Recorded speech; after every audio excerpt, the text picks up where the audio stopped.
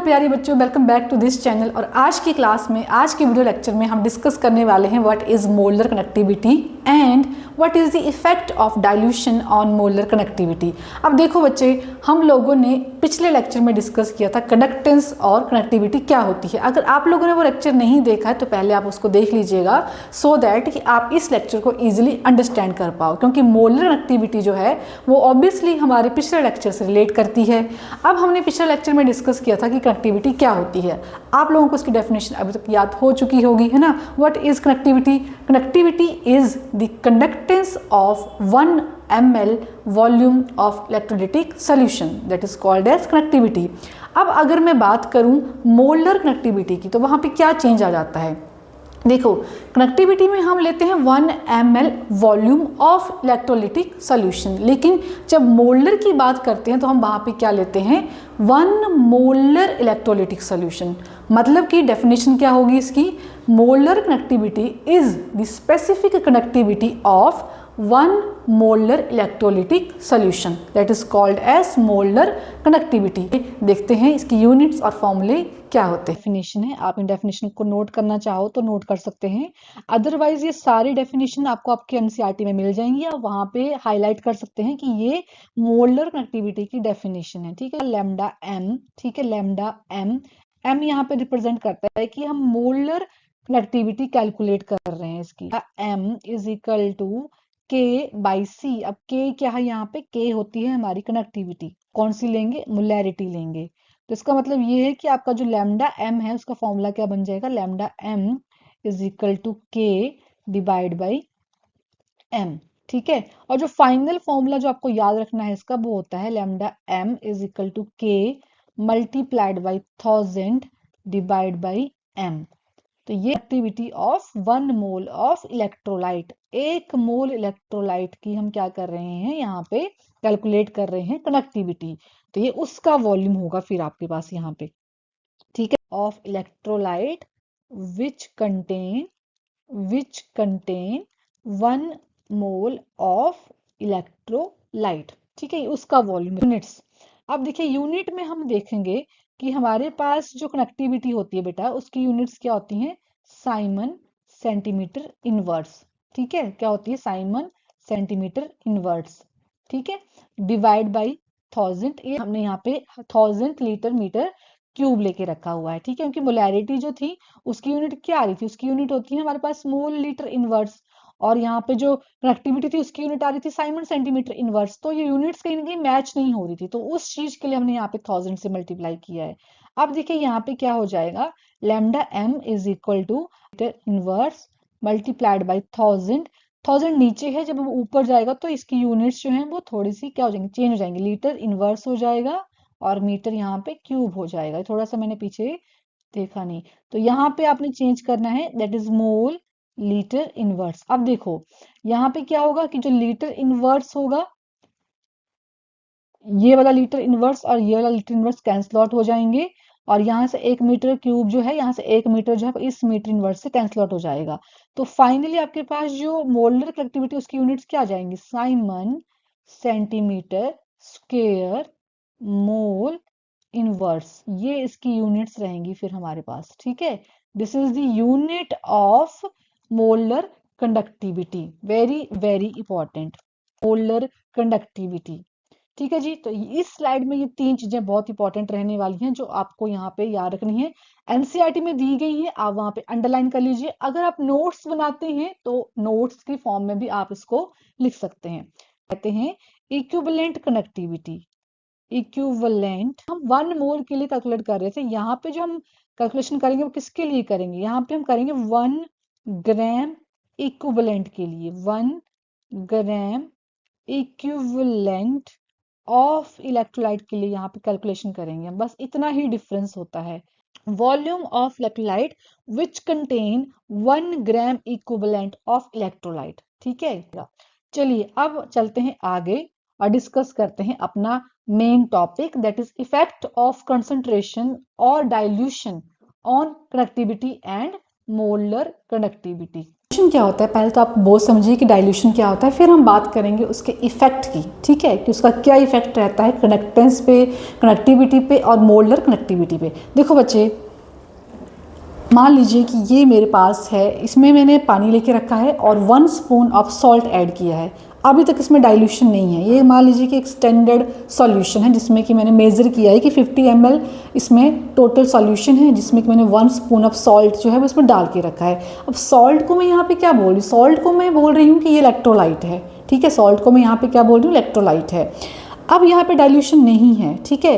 अब डाइल्यूशन क्या होता है, अब मैं इसमें वाटर की एडिशन करूँगी, ठीक है, मान मैंने थोड़ा सा ऐड किया, थोड़ा सा ऐड किया, अब क्या चेंजेस आया होगा, इसका वॉल्यूम इंक्रीज हो गया है ना, लेकिन जो इलेक्ट्रोलाइट था वो तो उतना ही रहा। अब मैं उसमें और वॉल्यूम डाल और एडिशन कर देती हूँ, अब क्या हुआ, अब इसमें और क्वांटिटी राइज होगी वॉल्यूम की, लेकिन जो सॉल्ट है वो अभी भी उतना ही है।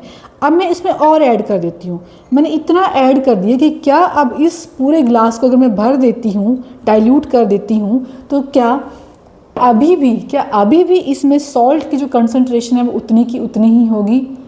क्या आंसर रहेगा इसका, नो।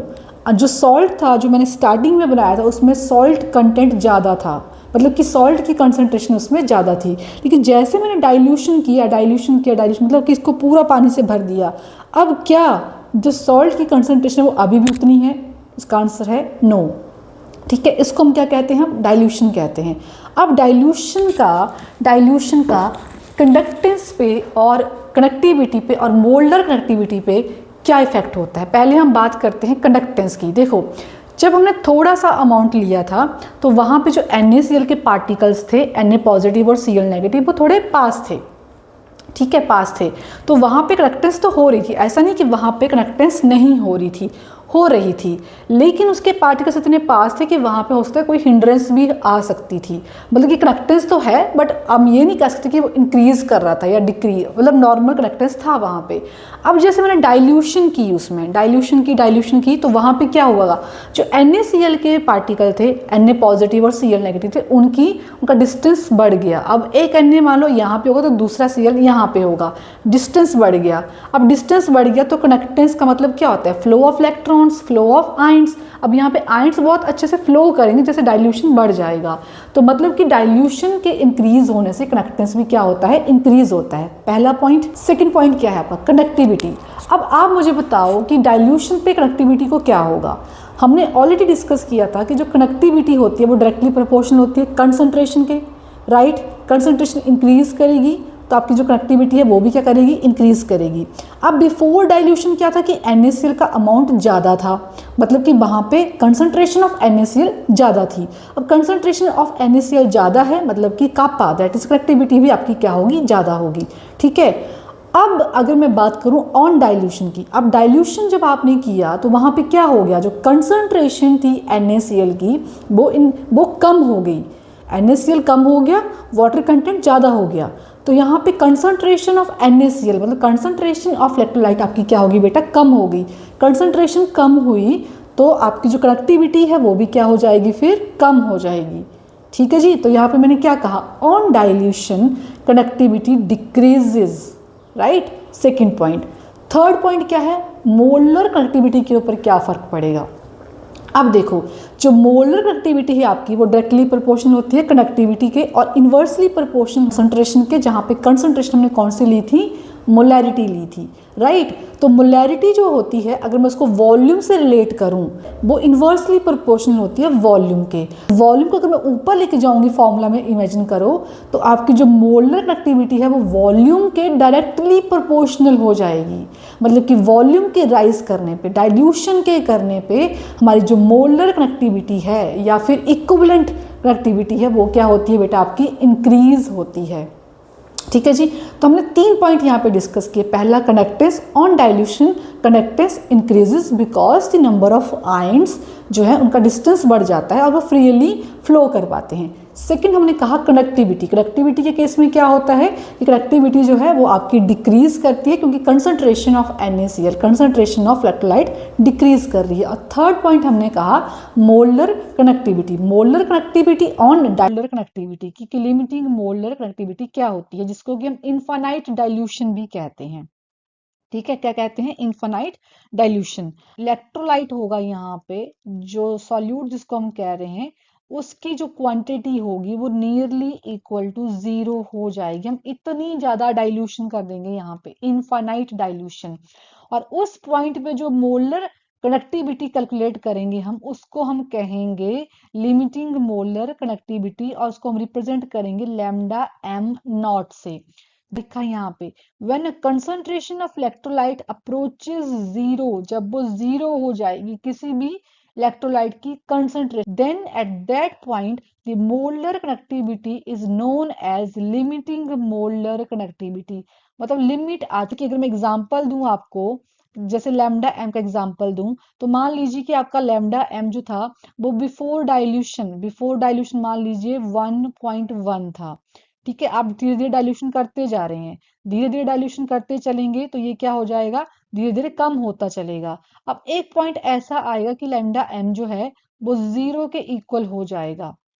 ठीक है, अब उसके बाद आपके पास आप कितनी भी डाइल्यूशन कर दो, लैम्डा एम में कोई भी चेंज नहीं आने वाला, क्योंकि आपने उसमें इनफाइनाइट डाइल्यूशन कर दी है। तो इस पॉइंट पे जब वो एक फिक्स पॉइंट पे आ चुका है, मतलब जीरो उसकी जो मोलर कनेक्टिविटी है वो जीरो हो चुकी है, वहां पे हम उसको क्या कहते हैं, लिमिटिंग मोलर कनेक्टिविटी। वो क्या बन जाएगा आपका लैम्डा एम नॉट। हम लैम्डा एम नॉट से रिप्रेजेंट करते हैं, और यहाँ पे मोलर एक्टिविटी जो है वो डिपेंड करती है कि आपकी जो इलेक्ट्रोलाइट है उसकी स्ट्रेंथ कितनी है। स्ट्रेंथ इन द सेंस कि मतलब वो स्ट्रॉन्ग इलेक्ट्रोलाइट था कि वीक होंगे। मतलब डिग्री ऑफ डिसोसिएशन जो होता है वो इक्वल टू 100 होता है, मतलब 100% आपका जो भी इलेक्ट्रोलाइट है वो डिसोशिएट हो चुका है इन डाइल्यूशन, आफ्टर डाइल्यूशन। ठीक है, बट वीक के केस में क्या होगा कि वो 100% डिसोसिएशन नहीं होती है। आप अल्फा जो है आपके पास वो 10% ही है वीक के केस में। तो इन दोनों केसेस में जब आपकी डिग्री ऑफ डिसोसिएशन जो है वो कंप्लीट नहीं है या थोड़ी सी है, तो ऑब्वियसली आपकी जो मोलर कनेक्टिविटी होगी वो भी क्या होगी, चेंज हो जाएगी। मान लीजिए कि आपके पास NaCl है, ठीक है, NaCl है, Na positive and Cl negative. अब स्ट्रॉन्ग के केस में क्या होता है कि जब हम डाइल्यूशन करते हैं, ठीक है, जब हम डाइल्यूशन करते हैं तो उस केस में चेंजेस क्या आते हैं। अब देखो, बिफोर डाइल्यूशन और आफ्टर डाइल्यूशन की मैं बात कर रही हूँ। अब देखो यहाँ पे आपके पास जो आयंस होंगे बिफोर डाइल्यूशन वो कुछ इस तरह से होंगे, थोड़ा पास में होंगे। मतलब कि अगर मैं ऐसे दिखाऊं आपको तो इस तरीके से दिखेंगे आपको, Na positive and Cl negative. तो उनके बीच में जो डिस्टेंस होगा आयंस का वो क्या होगा, वो कम होगा बिफोर डाइल्यूशन। के बिटवीन आयंस के between distance between ions increases, बिटी है वो डिक्रीज कर रही थी वहां पे, है ना, तो डिक्रीज करेगी। लेकिन जो वीक का केस होगा, वीक के केस में क्या होता है बेटा, वीक के केस में जैसे मान लीजिए कि आपके पास हम ले रहे हैं weak electrolyte that is CH3COOH। अब इसकी डिसोसिएशन जो है वो 100% तो नहीं हो रही है। ठीक है, तो इसके आयंस कैसे होंगे, CH3COO negative plus H positive, इस तरीके से। अब यहाँ पे क्या होगा कि वीक के केस में जब हम डाइल्यूशन करेंगे तो आपके जो इलेक्ट्रोलाइट्स हैं वो ज्यादा अमाउंट में आयंस बना देंगे, ज्यादा प्रोड्यूस करेंगे, क्योंकि इसकी बिफोर डाइल्यूशन, जब आपने डाइल्यूशन नहीं की थी तो उसकी डिसोसिएशन 100% नहीं हुई थी, है ना। लेकिन जब डाइल्यूशन करेंगे तो क्या होगा कि इसके आयंस बढ़ जाएंगे, इसकी डिसोसिएशन भी इंक्रीज कर जाएगी। मैं ये नहीं कह रही हूँ कि 100% हो जाएगी, हो सकता है वो 10 से 20% हो जाए। तो उस केस में क्या होगा कि आपके जो नंबर ऑफ आयंस होंगे वो इंक्रीज कर जाएंगे। तो स्ट्रॉन्ग के केस में तो आयंस के बीच में डिस्टेंस बढ़ रहा था, लेकिन वीक के केस में क्या हो रहा है, वीक के केस में मोर आयंस प्रोड्यूस हो रहे हैं। Ions will produce after dilution. तो आपकी बात करूं, पहले मैं ग्राफ एक्सप्लेन कर लेती हूँ, फिर हम बात करेंगे इस इक्वेशन की। ठीक है, ये इक्वेशन थोड़ी देर आपके साथ डिस्कस करती हूँ। आपके पास कंसंट्रेशन होगी, कंसंट्रेशन। अब देखो, यहाँ पे आपकी कंसंट्रेशन ज्यादा है, हमने यहाँ पे पीछे की साइड को जाना है, इस साइड को, क्योंकि हम डाइल्यूशन की बात कर रहे हैं, है ना। किसकी बात कर रहे हैं बेटा, हम यहाँ पे डाइल्यूशन की बात कर रहे हैं, डाइल्यूशन की बात कर रहे हैं। अब जब डाइल्यूशन करते जाएंगे तो यहाँ पे जो कंसंट्रेशन होगी आपकी वो कितनी होगी, जीरो होगी। इस पॉइंट पे आपकी कंसंट्रेशन क्या होगी बेटा, जीरो होगी, एक्स वाई एक्सिस पे। ठीक है, तो ये होगी जीरो। अब क्या होगा कि जैसे अगर मैं यहाँ पे इसको देखूं तो आपकी जो कंसंट्रेशन जैसे जैसे डाइल्यूशन होती चलेगी, आपकी जो कंसंट्रेशन होगी आयंस की वो भी क्या हो जाएगी, कम हो जाएगी। अगर आयंस की कंसंट्रेशन कम हो रही है तो ऑब्वियसली आपका जो लैम्डा एम है, जो मोलर कनेक्टिविटी है, वो भी क्या होती चलेगी, फिर इंक्रीज हो जाएगी। हमने अभी डिस्कस किया पीछे, है ना, हमने क्या कहा था कि जैसे जैसे हम डाइल्यूशन करेंगे आपकी जो कनेक्टिविटी है वो क्या करेगी, डिक्रीज करेगी, और जो मोलर कनेक्टिविटी है वो क्या करेगी बेटा, इंक्रीज करेगी। लिख लीजिए, आप यहाँ पे लिखना भूल गए हो तो लिख लीजिए कि डाइल्यूशन आपका जो लैम्डा एम होगा वो क्या करेगा, इंक्रीज करेगा। मोलर कनेक्टिविटी क्या करेगी आपकी, इंक्रीज करेगी। तो जो मोलर कनेक्टिविटी यहाँ पे इस तरीके से इंक्रीज कर रही है, ऊपर को जा रहे हैं हम। अब क्या होगा कि इतनी डाइल्यूशन हो जाएगी कि मैं इसका इंटरसेप्ट लूं यहाँ पे, तो ये इस पॉइंट पे आके मिलेगा, है ना। इंटरसेप्ट अगर मैं इसका इस लाइन का इंटरसेप्ट लूं तो वो इस पॉइंट पे आके मिलेगा। अब यहाँ पे क्या हो चुका है कि आपकी जो डाइल्यूशन है वो 0 हो चुकी है, जिसको हम क्या कह रहे थे, लिमिटिंग मोलर कनेक्टिविटी। तो यहाँ पे हम क्या लिखेंगे इसको, फिर लैम्डा एम नॉट। इस पॉइंट पे क्या आ गया हमारे पास, लैम्डा एम नॉट आ गया। और ये जो इक्वेशन मैंने यहाँ पे लिखी, इसका नाम क्या है, इसका नाम है, लिख लीजिए आप भी, that is डिबाय हक्कल on Sagar equation. ठीक है, इसके मैं डिटेल में नहीं जा रही हूँ कि एग्जाम में आपका इतना इसका रोल नहीं है, हमें बस यहाँ से सिर्फ ये जो ग्राफ है इसको अंडरस्टैंड करना होता है, इसलिए ये इक्वेशन हमारे पास यहाँ पे आती है। इसके डिटेल में मैं नहीं जा रही हूँ आपको, बट हाँ आपको सिर्फ ये याद रखना है कि ये जो डिवाई हक्कल ऑन सागर इक्वेशन है ये सिर्फ और सिर्फ एप्लीकेबल होती है स्ट्रॉन्ग इलेक्ट्रोलाइट के लिए। बात करें वीक के केस की, तो वीक के केस में क्या हुआ कि हमें ग्राफिकली मेथड से हम यहाँ पे लैम्डा एम नॉट नहीं कैलकुलेट कर सकते हैं, मतलब कि लिमिटिंग मोलर कनेक्टिविटी जो है वो with the help of graph we can't calculate. Why? Because एक तो वहां पे नंबर ऑफ आयंस इंक्रीज हो रहे हैं आफ्टर डाइल्यूशन। सेकंड पॉइंट ये हो कि अगर नंबर ऑफ आयंस इंक्रीज होंगे और डाइल्यूशन भी आप कर रहे हैं तो वहां पे डिस्टेंस बिटवीन आयंस भी इंक्रीज हो रहा है। अब इन तीनों पॉइंट से नए आयंस भी बन रहे हैं और न्यू आयंस भी प्रोड्यूस हो रहे हैं, नंबर ऑफ आयंस भी इंक्रीज हो रहे हैं, डिस्टेंस भी आपका आयंस के बीच में इंक्रीज हो रहा है। तो उस वजह से क्या होगा कि लैम्डा एम जो है, लैम्डा एम जो होगा वो क्या करेगा, इंक्रीज करेगा। लैम्डा एम क्या होगा, इंक्रीज करेगा ड्रास्टिकली। ठीक है, ड्रास्टिकली इंक्रीज आएगा उसमें। अब वो ड्रास्टिकली इंक्रीज हो रहा है तो it is very difficult to find the graph now. ठीक है, जैसे देखो मैं कैसे आपको ग्राफ कैसे वहां पे डिफिकल्ट होता है। अब जैसे हमने स्ट्रॉन्ग के केस में कहा था, हम सेम यहाँ पर भी वही कर रहे हैं। यहाँ पे आपके पास आएगा रूट सी और यहाँ पे आएगा आपके पास लैम्डा एम, और इस साइड को क्या हो रही है बेटा, इस साइड को हो रही है आपकी डाइल्यूशन। ठीक है, डाइल्यूशन करते जा रहे हैं हम लोग, और यहाँ पे इस पॉइंट पे आपके पास आके सी जो है कंसंट्रेशन जो है, इलेक्ट्रोलाइट की कंसंट्रेशन जो है वो क्या हो जा रही है, 0 हो जा रही है। अब धीरे धीरे क्या हो, जब हम डाइल्यूशन करना शुरू किया, मान लीजिए हमने यहाँ से शुरू किया, अब हमने धीरे धीरे डाइल्यूशन करना शुरू किया, तो हुआ क्या कि यहाँ पे स्ट्रेट ग्राफ नहीं आया, हमारा ग्राफ कुछ इस तरीके से आया, इस तरीके से। अब यहाँ पे जो लैम्डा एम था और जो हमने ग्राफ देखा वो पैरेलल आ गए, है ना, पैरेलल ग्राफ आ रहा है। आप देखो यहाँ पे पैरेलल। अब इनका इंटरसेप्ट तो कहीं हो ही नहीं सकता, होगा भी तो इनफाइनाइट पॉइंट पे जाके होगा जो हमने कैलकुलेट ही नहीं किया है।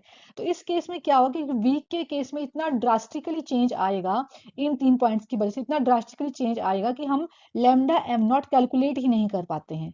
लैम्डा एम नॉट की वैल्यूज हमारे पास नहीं आती हैं यहाँ पे। तो लैम्डा एम नॉट की वैल्यूज को कैलकुलेट करने के लिए फिर हम यहाँ पे हमारे पास आता है कोहलॉर्स लॉ, जो हम नेक्स्ट लेक्चर में डिटेल में डिस्कस करेंगे। वहां पे हम देखेंगे कि कैसे with the help of Kohlrausch's law हम यहाँ पे लैम्डा एम नॉट कैलकुलेट करते हैं for weak as well as for strong. Kohlrausch's law जो स्ट्रॉन्ग के लिए भी है और वीक के लिए भी है, बट एक्चुअली जो वीक का केस रहता है उसमें हम लैम्डा एम नॉट कैलकुलेट ही नहीं कर पाते हैं। स्ट्रॉन्ग पे तो हम फिर भी कर रहे हैं कैलकुलेट, है ना, बट इस केस में ऐसा होता नहीं है। तो इसका जो सोल्यूशन है वो हमें कहाँ मिलेगा, कोहलॉर्स लॉ में, जो हम नेक्स्ट लेक्चर में डिस्कस करेंगे। नेक्स्ट क्लास में अब हम डिस्कस करेंगे कोहलॉर्स लॉ। ठीक है, अब ये लॉ जो होता है वो स्ट्रॉन्ग के लिए भी डिस्कस करेंगे हम और वीक के लिए भी करेंगे। तो मिलते हैं हम नेक्स्ट वीडियो लेक्चर में। आपको आज का लेक्चर समझ में आया या नहीं आया, आप कमेंट सेक्शन में डेफिनेटली बताइएगा, और आप लोग मुझे बताइए कि हम लोगों ने क्या कंक्लूड किया आज के लेक्चर में ऑन डाइल्यूशन, कंडक्टेंस, कंडक्टिविटी और मोलर कनेक्टिविटी के ऊपर